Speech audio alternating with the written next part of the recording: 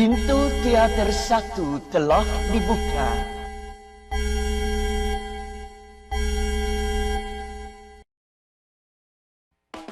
Hai everyone, welcome to UBR Entertainment. Apa kabar kalian hari ini? Kami doakan semoga dalam keadaan baik.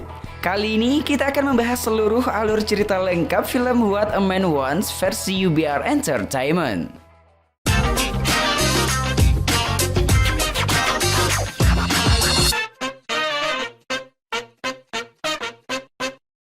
Suatu hari, seorang sopir taksi mendapati penumpang wanita yang menginginkan untuk mengikuti mobil suaminya yang diketahui sang suami selingkuh. Sopir taksi itu bernama Suk-gun, sosok manusia yang tampak pola pikirnya dewasa. 나쁜 놈들은 나쁜 걸 나쁜 것이라 인지하는 능력이 현저하게 떨어진다고 하네요. Setibanya di tempat penumpang, wanita itu melabrak selingkuhan suaminya. Sementara di tempat lain, tampak seorang pria sedang belajar masakan Cina bersama seorang wanita. Mbak itu terus saja menggodanya. Namun ketika arah pulang, pria yang tidak peka itu memberikannya botol minuman agar bisa dinikmati bersama suaminya yang LDR. Ya, pria polos baik hati itu bernama Bong-su.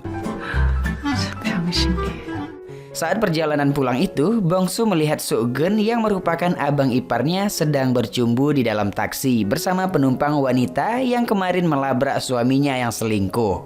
Di malam harinya sebelum pulang, ternyata Bong-su menunggu Suk-gun. Di sana, Suk-gun yang sok playboy mengatakan kalau mereka pulang malam karena main biliar. Di dalam mobil, Bong-su yang sedikit kesal tidak mau berbohong nantinya kepada istri Suk-gun. Jadi, keluarga mereka ini tinggal di rumah yang sama, bersebelahan gitulah ya. Setibanya di rumah, Bong-su tidak punya pilihan lain karena disambut oleh istrinya dengan sedikit jutek karena pulang telat. Yap, istri yang super aktif itu bernama Myung. Sementara Suk-gun bersikap romantis kepada istrinya yang kebetulan ulang tahun. Melihat tangan Suk-gun ada bekas noda stik biliar, istrinya kemudian menyuruhnya untuk mencuci tangan. Lalu Suk-gun seolah mencari jalan aman dengan berkata kalau Bong-su tidak mau berhenti main sebelum menang. Bong-su yang tidak mau bohong, dia tidak bisa mengelak karena di jarinya ada noda itu juga. Yap, Suk-gun telah mengatur semuanya dengan baik. Setelahnya sebelum tidur, Bong-su yang lelah diajak oleh Mbak Myung untuk membuat dedek. Namun tiba-tiba kaki Bong-su kram. Esok paginya tampak Suk-gun dan Bong-su lagi menjemur pakaian. Melihat Bong-su yang pegal-pegal, Suk-gun mengatakan, "Kudengar kau kram ya tadi malam." Tentu saja mendengar itu Bong-su kaget dari mana dia tahu. Lalu kemudian Suk-gun memberi pencerahan kepada Bong-su. Seolah Suk-gun mengajari adik iparnya itu untuk selingkuh. 저보고 바람을 피우라는 겁니까? 아니면 상상이라도 해. Suatu malam, Suk-gun dikagetkan oleh kehadiran Bong-su di tempat biliar. Ia pun menyuruh Bong-su untuk pulang. Namun, tak lama mereka tercengang melihat sosok wanita yang masuk. Ya, wanita itu bernama Jenny, yang merupakan teman Suk-gun main biliar. Bong-su semakin kaget karena Jenny juga tahu kalau kakinya suka kram. Ketika asik bermain, tanpa sengaja pelayan menumpahkan minuman ke bokong Jenny. Seketika semua dalam keadaan panik, tiba-tiba Jenny mengeluarkan segitiganya yang basah lalu mengikatkan ke rambutnya. Melihat adegan itu semua terpana, namun Bong-su malah menutup bagian yang basah itu dengan memberikan jaketnya. Di luar gedung, Jenny menghampiri Bong-su untuk membawa jaketnya pulang. 야, 너 빨리 집에 들어가. 어딜요? 같이 가요. 그래봐야 소용없어. 이 친구 자기 와이프밖에 몰라. Esok paginya, Myung yang belum hamil pergi bersama Bong-su mendatangi sebuah klinik untuk mengecek cairan Bang Bong-su. Saat Bong-su ingin mengeluarkan cairan itu, seketika ia malah membayangkan Jenny. Saat asik membayangkan, tiba-tiba pintu ruangan itu diketok oleh Myung. Dan Myung pun kesal karena Bong-su tidak mengeluarkan cairannya. Setelahnya Bong-su pergi ke restoran mereka. Mendapat makanan yang tidak enak dari asisten chef di sana, Bong-su mengomentari hingga berdebat dengan Myung. Restoran mereka yang tampak sepi hingga malam. 나 얘기 아직 안 끝났어. 대출도 아직 안 끝났어. 뭐로 해? 황피. Malam itu, Bong-su yang belum pulang melihat Jenny sudah duduk di dalam restonya. Mereka pun akhirnya mengobrol. Di sana Jenny menanyakan bagaimana pertemuannya dengan sang istri dulu. Bongsu yang baik hati pun menceritakan tentang indahnya pertemuan mereka hingga akhirnya bisa menikah. Tentu saja mendengar itu Jenny kesal lalu pergi. Namun sebelum pergi Jenny sempat berkata, "Kalau ada wanita yang tertarik padamu dan menanyakan tentang istri jangan kau ceritakan bang." Ya, lagi-lagi Bongsu tidak peka. Namun setelah mendengar perkataan itu Bongsu baru paham dan mereka pun mengadu kasih malam itu. Ketika selesai, Bongsu bergegas untuk pulang dengan berdalih kepada istrinya sok-sok minum whisky dengan teman-temannya. Yap, Myung kembali mengomelinya. Hingga mengecek jaket yang dipakai Bongsu dan Myung mendapati segitiga Jenny ada di dalam jaket itu. Myung yang meminta penjelasan akhirnya dijelaskan oleh Bongsu dan dia memutarbalikkan fakta kalau itu adalah kerjaan Seokgun. Seokgun pun dilabrak oleh istrinya dan membuat Seokgun yang pasrah diusir sementara dari rumah. 그래 잘 자. 넌 아프지 마. Di dalam gudang rumahnya, Seokgun yang sendiri dihampiri oleh Bongsu. Dalam cerita mereka, diketahui Seokgun ternyata telah bermain dengan banyak wanita selama 20 tahun pernikahannya dengan sang istri. Dan Seokgun beranggapan bahwa istrinya tidak mengetahui hal itu. Tapi tidak, sang istri ternyata mengetahui semuanya. Namun istrinya berusaha memaafkan dan melupakan hal itu, mengingat pernikahan mereka yang sudah 20 tahun. 어떻게 이렇게 빈말 한마디 안 하는지. 미안해. Esok harinya Jenny yang lagi olahraga didatangi oleh Seokgun untuk memberikan segitiganya. Lalu berencana untuk ngajak Jenny pergi. Namun gagal karena Jenny udah duluan dipesan orang. Habis dari sana Seokgun kemudian menghampiri Bongsu di restoran untuk makan. Saat makan Seokgun sedikit dikatai sang adik. Sementara di sisi lain tampak istri Seokgun yang lagi merajut dikagetkan dengan sesuatu yang ada di bawah meja. Yap, sebuah tas dengan branding ternama. Setelah itu istri Seokgun pergi ke pasar. Sembari belanja dia sedikit ingin pamer tasnya. Selesai belanja, istri Seokgun pun pulang dengan mengendarai sepedanya. Dalam meriang itu, tiba-tiba tragedi terjadi. Istri Seokgun ditabrak oleh sebuah mobil. Mendapat kabar itu, Seokgun dengan sedihnya berlari menuju ke rumah sakit. Namun pada akhirnya, nyawa sang istri tak terselamatkan. Dengan begitu, hari-hari Seokgun tampak selalu murung, seolah ada penyesalan dalam dirinya. Sesekali Seokgun menyempatkan untuk pergi berziarah ke makam sang istri. Suatu malam, Seokgun yang begitu terpukul terjatuh dari kamar mandi. Hingga di pagi hari, Myung sang adik kaget melihat keadaan Seokgun. Melihat itu, Myung menyuruhnya untuk menyewa asisten rumah tangga. Karena Seokgun menolak, lantas Myung mengatakan, "Kalau nggak mau, kembalilah kayak dulu lagi bang. Bertemu dengan beberapa wanita, pergilah. Yang penting kau ceria." Mendengar itu, Seokgun kaget karena Myung tahu semuanya dari istrinya Seokgun. Kemudian Myung mengomelinya hingga menyuruh Seokgun meminta maaf kepada istrinya yang sudah meninggal. Seokgun yang merasa menyesal sedikit berkata, "Kau baik-baik ya sama Bongsu, setidaknya dia tidak pernah selingkuh." Namun pada scene selanjutnya, Bongsu pergi menemui Jenny di rumahnya dengan alasan main tenis. Hari-hari Bongsu pun dipenuhi dengan main tenis di rumah Jenny. Saat Bongsu di rumahnya bersama sang istri, ternyata hari itu ulang tahunnya Bongsu. Myung tidak merayakannya. Dan Bongsu kembali ke rumah Jenny yang sudah menyiapkan makanan untuk perayaan ulang tahun Bongsu. Tampak mereka semakin dekat layaknya suami dan istri. Setelah kelar di rumah Jenny, Bongsu pulang dengan gelagat sok-sokan habis main tenis. Setibanya di kamar, Myung yang pengen punya anak berusaha ngajak Bang Bongsu main dan berencana ngambil cairannya Bang Bongsu. Di hari esoknya, Myung yang berhasil pergi ke klinik untuk memeriksakan cairan itu. Dan Myung terdiam, ternyata hasilnya bagus. Di lain tempat, Bongsu sudah di rumah Jenny. Bongsu yang merupakan chef memasakkan Jenny masakan Cina. Jenny yang menikmati mengajak Bongsu piknik di luar. Ya, mereka pun piknik asik di dalam mobil. Dalam asikan itu, tiba-tiba mobil mereka berjalan dan menabrak sesuatu. Hingga akhirnya mereka dan mobil dibawa pakai derek. Dalam perjalanan itu, Jenny mengatakan supaya Bongsu memberanikan diri untuk mencoba memasukkan makanan buatannya ke dalam menu restoran mereka. Mendapat semangat dari Jenny, Bongsu terdiam seolah menyetujuinya. Yap, suatu ketika Bongsu pun mencoba menghidangkan masakan khas Cina kepada istri, Seokgeun dan asisten chefnya di restoran. Ya, mereka semua terheran-heran, enak juga ya masakan abang ini.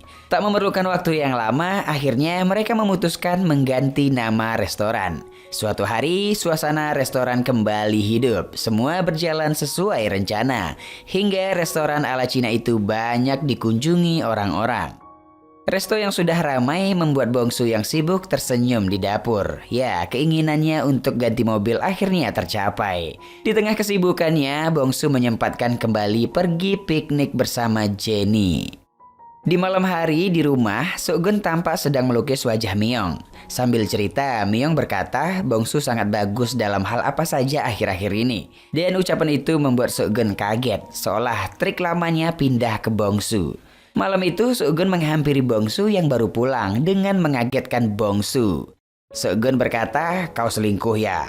Seokgeun kemudian menasehati, "Kalau Myeong itu berbeda, jangan kau selingkuhi dia." Tentu saja Bongsu mengelak dengan gelagat yang meyakinkan. Di dalam rumah, Bongsu memberikan kejutan untuk istrinya yang ulang tahun, sebuah daster dan kalung. Di tengah happy itu, tiba-tiba Bongsu mendapatkan pesan kalau Jenny menunggu di luar rumahnya. Tentu saja itu membuatnya panik setengah mati. 겉옷이야 속옷이야? 혼자 있으면 겉옷, 남편이랑 있으면 속옷. Dengan berbagai alasan, akhirnya Bongsu bisa keluar rumah dan bertemu dengan Jenny. Ternyata Bongsu memberikan hadiah daster dengan model yang sama untuk Jenny. Di sana Jenny seolah minta penjelasan tentang hubungan mereka. Namun Bongsu berkata, "Tenang ya dek, kalau kita hati-hati semua terkendali dengan aman." Mendengar lobian Bang Bongsu, Jenny pun menurut. Di hari esoknya, Myeong yang di restoran kedatangan tamu. Ya, tamu itu adalah Jenny. Melihat kedatangan Jenny, tentu saja membuat Bongsu panik mampus.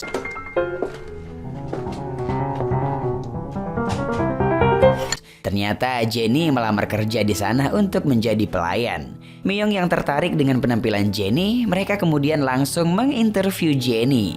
Bongsu yang tidak ingin itu terjadi, akhirnya Myeong menerima Jenny sebagai pelayan dan pembantu kakaknya, Seokgeun. Karena Jenny sempat berkata dia pandai memasak dan mencuci, makanya dia jadi pembantu juga. Saat itu, Bongsu dan Myeong tampak berdebat kecil perkara Jenny, hingga mereka semua duduk bersama di meja makan. 맞아요. 우리 대화가 필요한 것 같기도 해요. Dalam obrolan itu, mereka berencana untuk bermain tenis. Yang kalah akan mentraktir yang menang. Tentu saja itu membuat Bongsu kebingungan karena tenis lain yang pernah dilatihnya. Yap, dalam pertandingan itu, Bongsu dan istrinya pun kalah.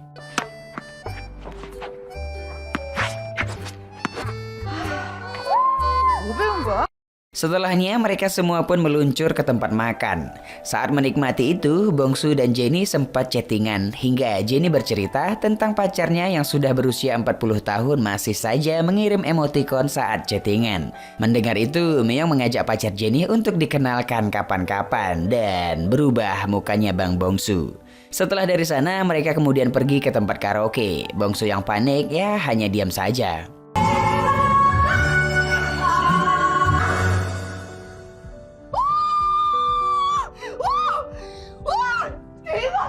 Hari berikutnya, Bongsu kembali bekerja seperti biasa. Jenny juga ada di sana.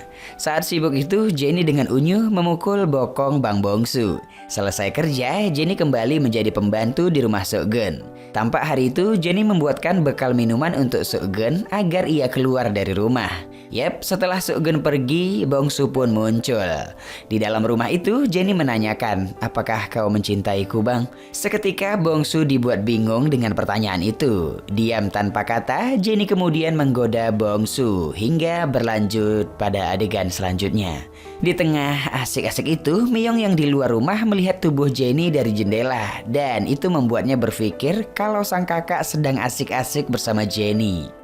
Di tempat lain, Seegeun menziarahi makam istrinya dan mendapati ada bunga lain di makam sang istri itu. Itu artinya ada orang lain yang datang berziarah.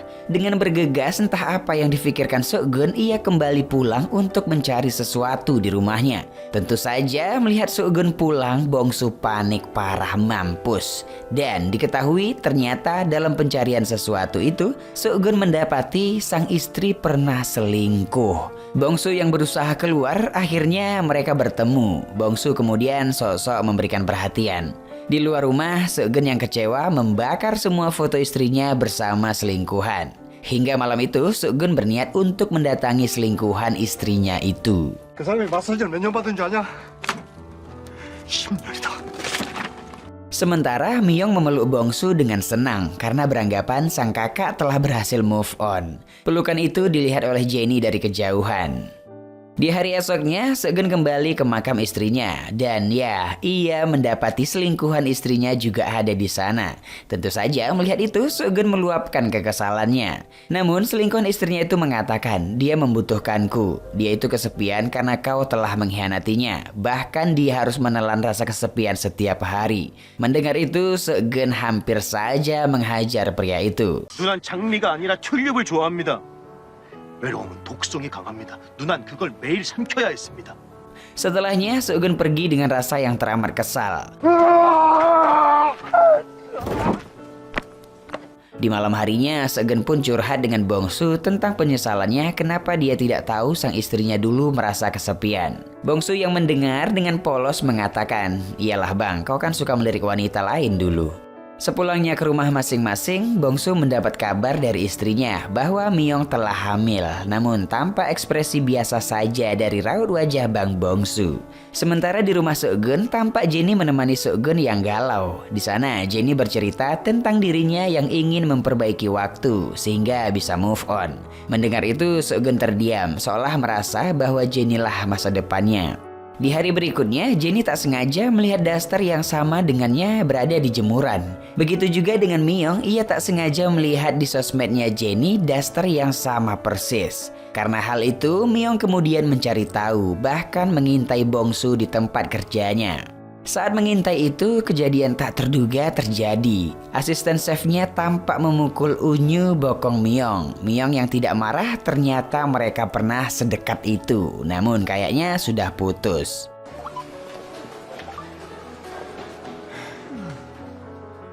Pindah pada Seegeun yang saat ini berada di pemakaman. Tak lama, Seegeun mendapati telepon dari Myung. Yap, ternyata Myung jujur kepada kakaknya bahwa dirinya sudah selingkuh dengan asisten chefnya di restoran. Dan sepertinya bayi yang dikandung bukanlah anak Bongsu. Tentu saja ya, mendengar itu Seegeun merasa sangat kecewa, bahkan hampir memukul adiknya itu. Tak lama setelahnya, Seegeun yang kecewa dengan hidupnya langsung menghampiri asisten chef itu, lalu membawa masuk ke dalam mobil dan berniat mereka akan mati bersama.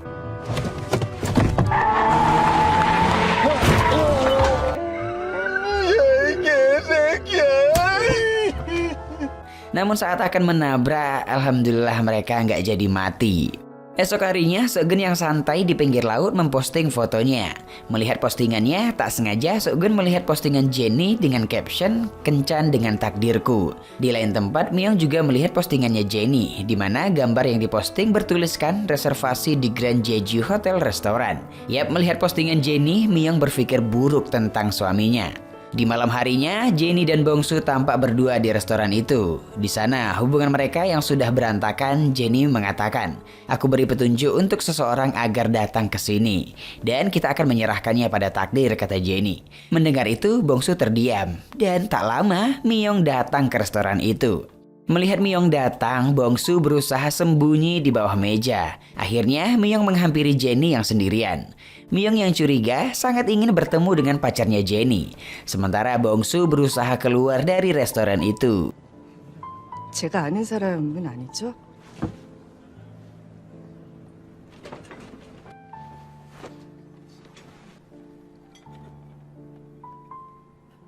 Dan saat berhasil keluar, Bongsu berhadapan dengan Seegeun yang sudah mengetahui semuanya.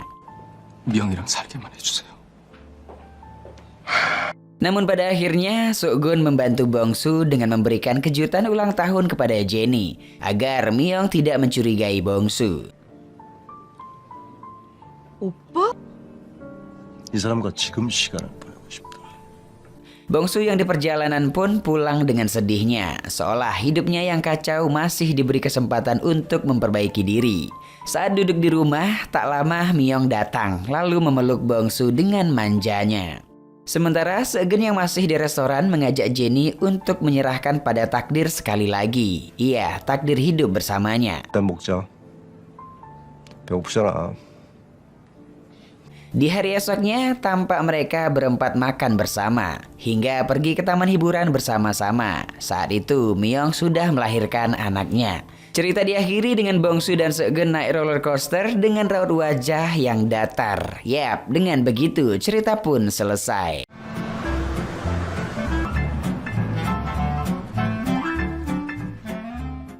What a Man Wants, sebuah film komedi romansa yang berasal dari Korea Selatan tahun 2018 lalu. Film yang digarap oleh Lee Byung-hun ini dibintangi oleh Lee Sung-min, Shin Ha-kyun, Song Ji-hyo, dan Lee Ae. Dalam film, cerita ini tentang perselingkuhan, namun bukan saja diangkat oleh dua tokoh utama, tapi setiap tokoh yang terlibat saling berketerkaitan satu sama lain. Ada banyak kejutan yang tidak akan disangka-sangka dengan tanpa meninggalkan porsi komedinya. Film yang berdurasi 100 menit ini telah menarik sejuta penonton hanya dalam kurun 10 hari setelah penayangannya. Emang sih ya, film ini terkesan sedikit nakal, tapi film ini tidak terlepas dari pesan tersirat yang bisa diambil pelajaran.